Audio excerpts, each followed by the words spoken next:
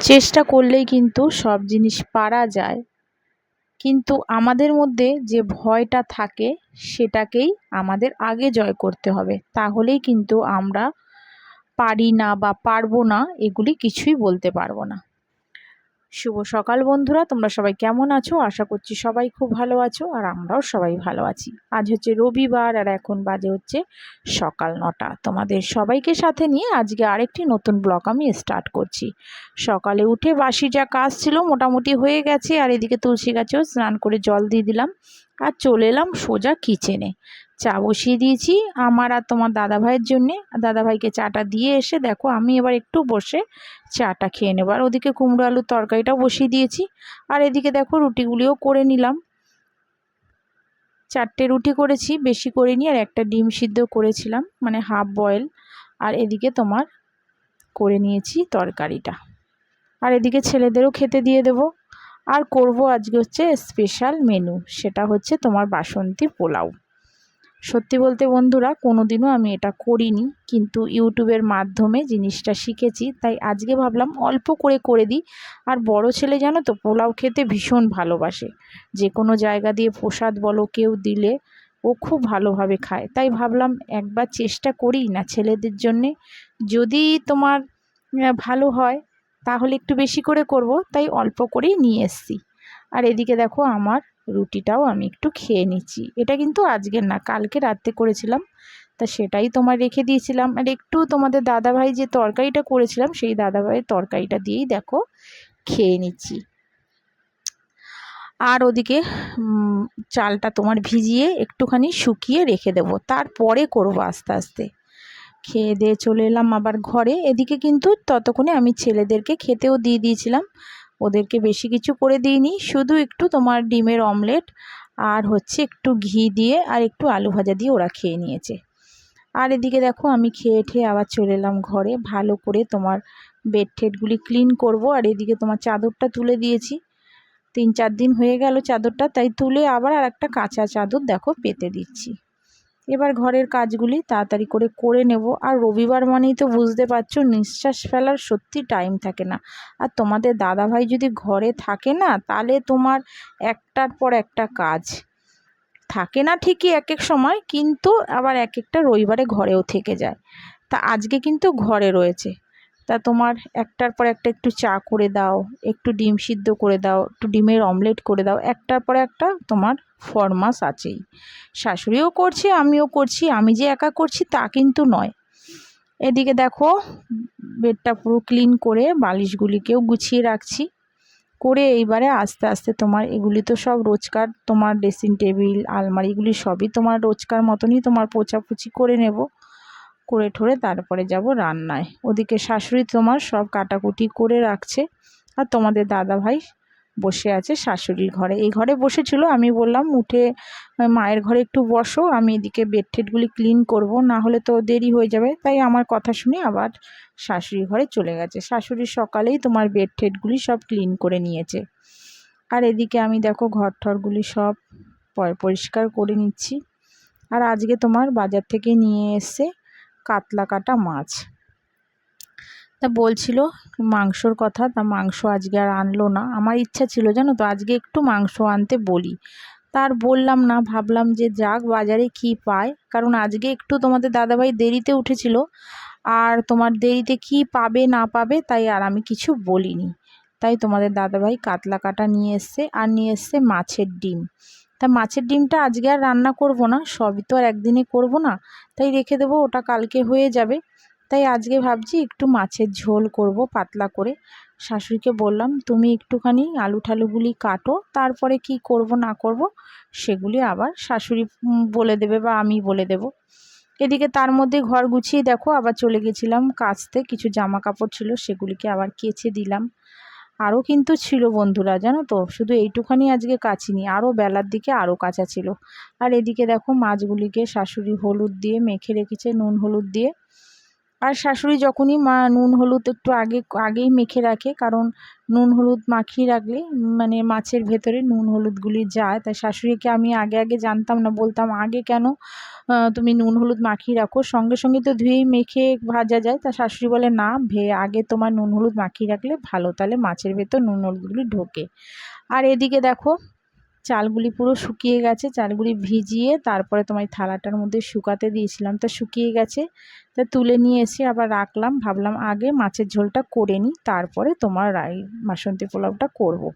আর এদিকে দেখো এর মধ্যে দিয়েছি একটু ছোট ছোট সেই তোমার কচুগুলি থাকে না, সেই কচু আর আলু দিয়ে মাছের ঝোলটা করছি। একটু তোমার দিয়েছিলাম কালো জিরে ফোড়ন। আর এদিকে দেখো মাছগুলি জানি না কেমন, কিন্তু গন্ধ একটুও ছিল না, কিন্তু ভেজেছি যখন একটু লেগে গেছিলো। এদিকে মাছের ঝোলটাও রেডি হয়ে গেছে। আর দেখো দিয়ে দিলাম একটু আদা আর ঘি চালটার মধ্যে, মানে এখন বাসন্তী পোলাওটা রেডি করছি। ভেবেছিলাম বিকেলের দিকে করব, কিন্তু ওই যে সকালের দিকটা তোমার চালটা ভিজিয়ে ফেলেছি, আর প্রথম করছি বুঝতেই পারছো। এখন যদি ভাবছি আবার যদি বিকালের জন্য রেখে দিই, যদি চালটা নষ্ট হয়ে যায়, তাই তোমার এই কাজের মধ্যেই আবার এটাও করে ফেলেছিলাম। একটু হলুদ দিয়ে দিলাম, আর একটু সামান্য একটু নুন আর একটু চিনি দিয়ে দেখো ভালো করে একটু মেখে নিচ্ছি। এটা কিন্তু সম্পূর্ণই তোমার আমি ইউটিউব দেখে শিখেছি। এই রান্না আমার মাও করতে পারে না, আমার শাশুড়িও কিন্তু করতে পারে না। তাই চেষ্টা করলাম অন্তত আমার ছেলেদের জন্যে, আর কারোর জন্যে না হোক, আমার ছেলেদের জন্যে আমি এই চেষ্টাটা করেছি। আর এদিকে দেখো এলাচ আর দারচিনি, মানে যাবতীয় যে গোটা গরম মশলাগুলি থাকে সেগুলি দিলাম, একটু তেজপাতা, আর এদিকে তোমার একটু কাজু বাদাম আর কিশমিশ।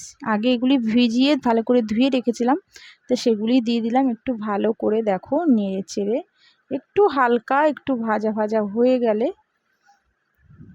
তারপর দেখো দিয়ে দেবো হচ্ছে তোমার চালটা।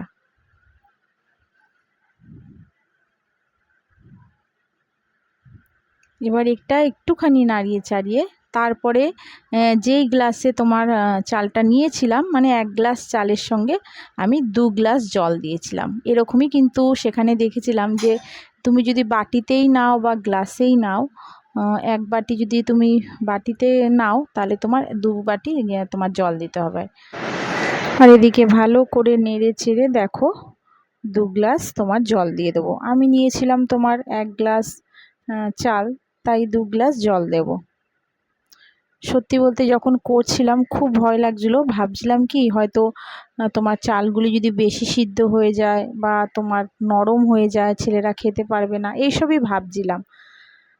কিন্তু সত্যি বলতে বন্ধুরা খুব ভালোই হয়েছে, প্রথম হাতে মানে করলাম, খুব ভালো হয়েছিল। এবার এটাকে একটু ঢেকে দেব। আর ওইদিকে দেখো হয়েও গেছে, দেখো কি সুন্দর হয়েছে। নিজে করেছি দেখো, আবার বলছি কি সুন্দর, কিন্তু ছেলেরা বলেছিল খুব ভালো হয়েছে, শাশুড়িও বলল। দেখো হয়ে গেছে। নামানোর সময় একটু তোমার গরম মশলা দিয়েছিলাম, আর তোমার একটু ওপর দিয়ে ঘি ছড়িয়ে দিয়েছি। দেখো পুরো রেডি। একটু ওদেরকে দিয়েছিলাম এখন মানে খেতে অল্প করে, আর রেখে দিয়েছিলাম, বিকেলে ওরা টিফিন হিসাবেও খেয়ে নিয়েছে। আর এদিকে দেখো রান্না বান্না সব কমপ্লিট হয়ে গেছে, একটু উচ্ছে ভেজেছি, আর ওদিকে তোমার একটু আলু সিদ্ধ দিয়েছিলাম, আর শাশুড়ি তোমার টক ডাল করেছিল। আর আমি দেখো এই যে আলু আর ওই গাঁঠি দিয়ে তোমার মাছের ঝোলটা। আর এদিকে তোমার পোলাওটা তো তোমরা দেখেছই। তাই এখন ওদেরকে খেতে দিয়ে দেব, আর আমরা একটু দেরি হবে আমাদের খেতে।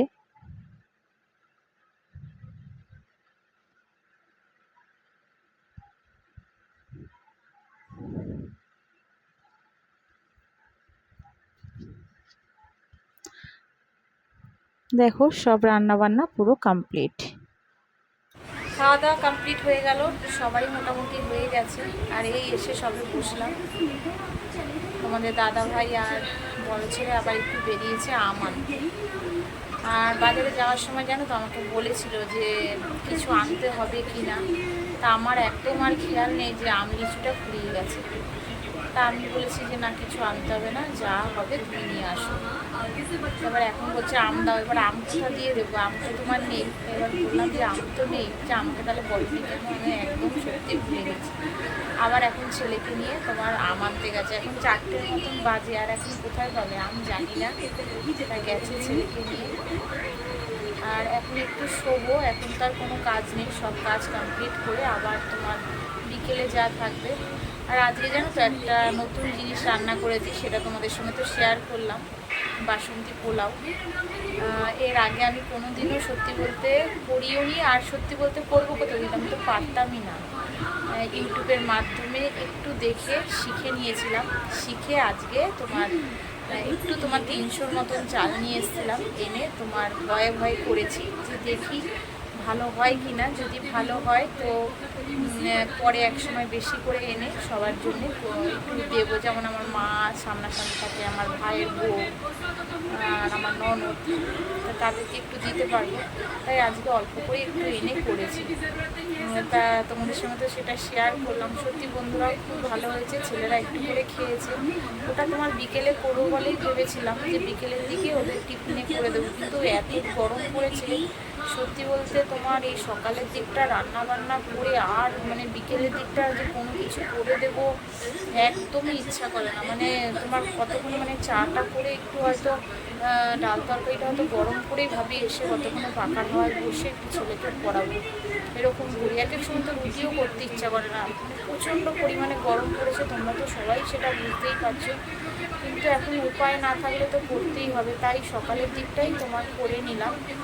আর সত্যি চেষ্টার কোনো মানে চেষ্টা যদি তুমি মানে করে জিনিসটা করতে চাও, যে এটা আমি চেষ্টা করি, তাহলে কিন্তু সেই জিনিসটা কিন্তু সত্যিই পারা যায়। পারবো না করে ভয় পেলে কিন্তু একদমই হবে না। দেখো আমার চেষ্টাটা ছিল বলে যাই হোক আমি তো এটা শিখেও গেলাম, আর ছেলেদের করেও খাইয়েছি, ছেলেরা বলেছে খুব ভালো হয়েছে। আর বড় ছেলে তো পোলাও ভীষণ ভালোবাসে, যেখানেই তোমার পোলাও প্রসাদ হবে আমার বাবাই বলো মাই বলো বা আমার তোমাদের দাদাভাই বলো নিয়ে আসবে ছেলের জন্যে পোলাও। আর ও খেতে খুব ভালোবাসে, ছোটো ছেলেও ভালো খায় কিন্তু বড়ো ছেলে ভালো খায়। তাই চেষ্টা করলাম যে দেখি না করে, তাহলে ওদের একটু মাঝে মাঝে করে দিতে পারবো। সত্যি করে মানে ভালোও লাগলো। আর একটু করে খেয়েছে ওরা, বিকেলের দিকে দেবো, বিকেলের দিকে ওদের টিফিনটা ভালো মতনই হয়ে যাবে। আর আরেকদিন একটু বেশি করে নিয়ে আসবো, নিয়ে এসে সবাইকে দেবো। চলো তাহলে এখন একটু শুই। এখন তো তোমাদের দাদাভাই আসুক, দেখা যাক আম পাই কি না। আবার তোমাদের সঙ্গে তাহলে দেখা হচ্ছে বিকেলে। আর এদিকে দেখো তোমাদের দাদাভাই পেয়েও গেছে আম আর লিচু, আর জাম অল্প করে একটু নিয়ে এসছে, তার মধ্যেও কিন্তু লিচু ওরা খেয়ে নিয়েছে, আমও কেটে দিয়েছি ওরা খেয়েছে। তারপরে তোমাদের সঙ্গে এগুলি শেয়ার করছি। আর এদিকে করে নিলাম আমার জন্য বিকেলের দিকে একটু চা, আর ওদেরকে একটু পোলাওগুলি দিয়ে দিলাম দুই ছেলেকে। তাহলে চলো বন্ধুরা, আজকের মতন ব্লগটা এখানেই শেষ করছি। তোমরা সবাই ভালো থেকো, সুস্থ থেকো, সাবধানে থেকো।